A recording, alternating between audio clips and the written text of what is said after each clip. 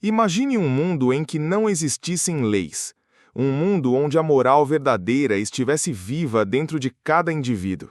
Não por medo de punição, mas por consciência genuína. Um mundo onde a empatia substituísse o código penal.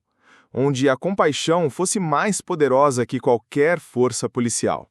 E onde a justiça brotasse espontaneamente do coração humano. Parece utópico?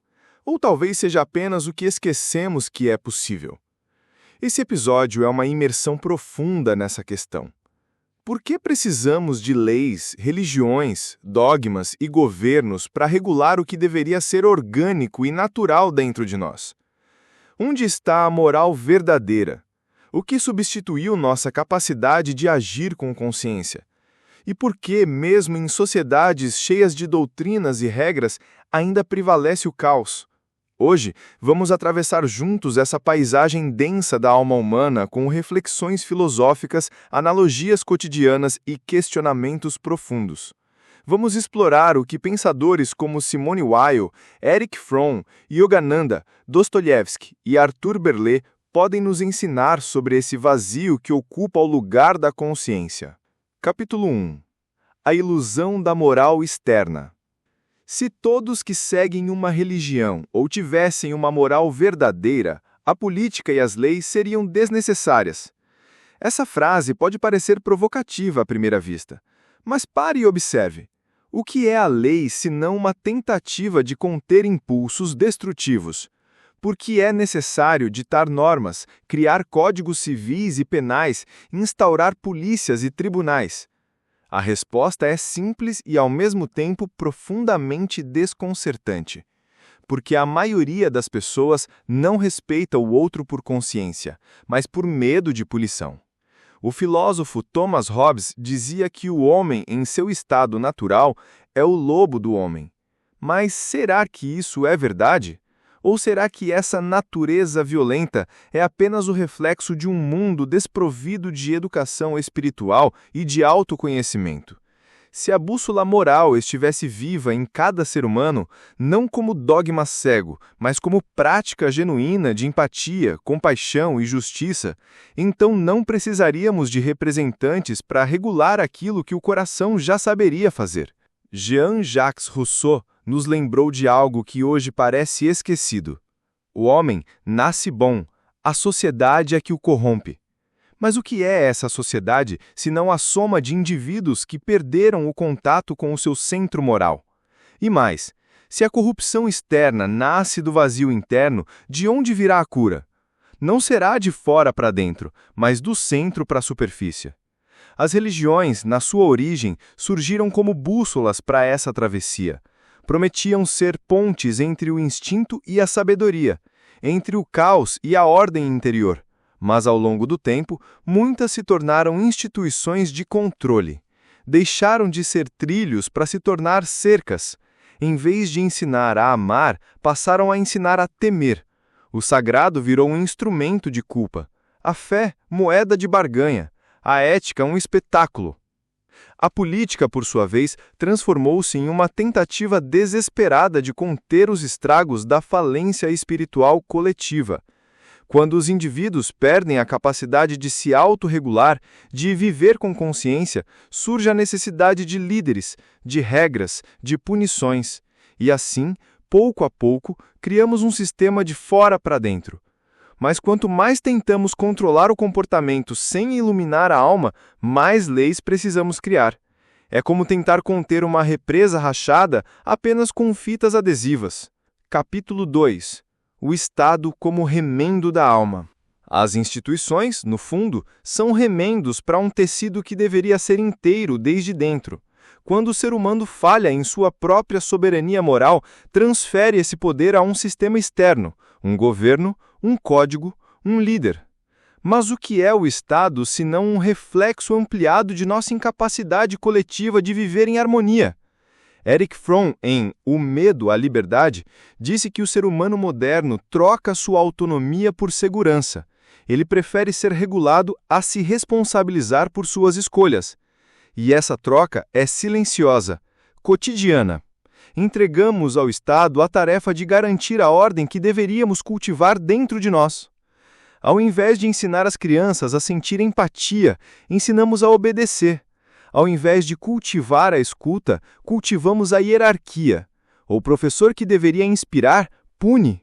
O pai que deveria guiar, grita. O chefe que deveria liderar, ameaça. Assim, de geração em geração, formamos seres domesticados, mas não conscientes, educados para temer, mas não para compreender. Simone Weil dizia que a obediência é um substituto mecânico da atenção verdadeira. E aqui reside o ponto.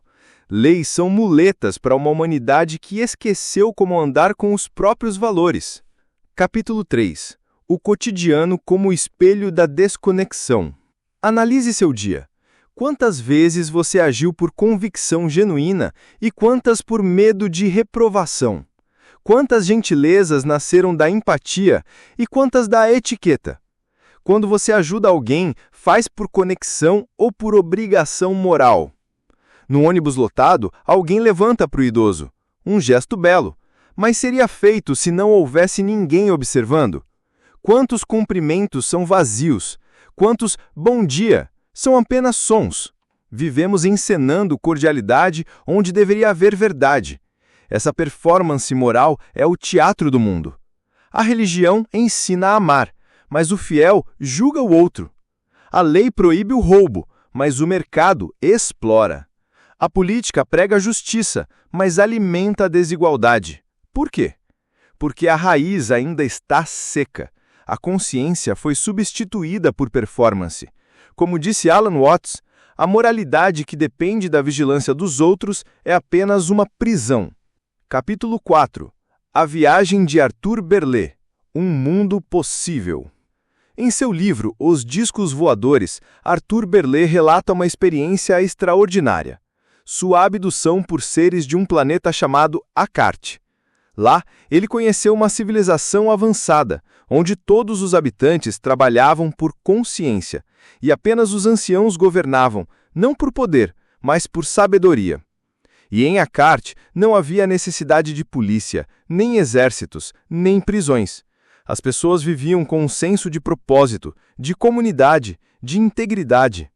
A justiça era natural, a política, um conselho de guias conscientes, a economia, colaborativa, o saber, partilhado. Essa narrativa, embora para muitos pareça fantasiosa, nos oferece uma analogia poderosa. E se o desenvolvimento tecnológico sem desenvolvimento moral nos levasse apenas ao colapso? Em Akart, não havia religião como dogma, mas espiritualidade como prática. Não havia Estado controlador, mas sabedoria coletiva. Lá, o que aqui ainda é utopia, era cotidiano. Capítulo 5. O despertar interior. O caminho de volta. Dostoiévski escreveu: "Torne-se o sol e todos te encontrarão." Essa é a essência da moral verdadeira. Ser luz não por vaidade, mas por clareza. Ser bom não por medo, mas por amor.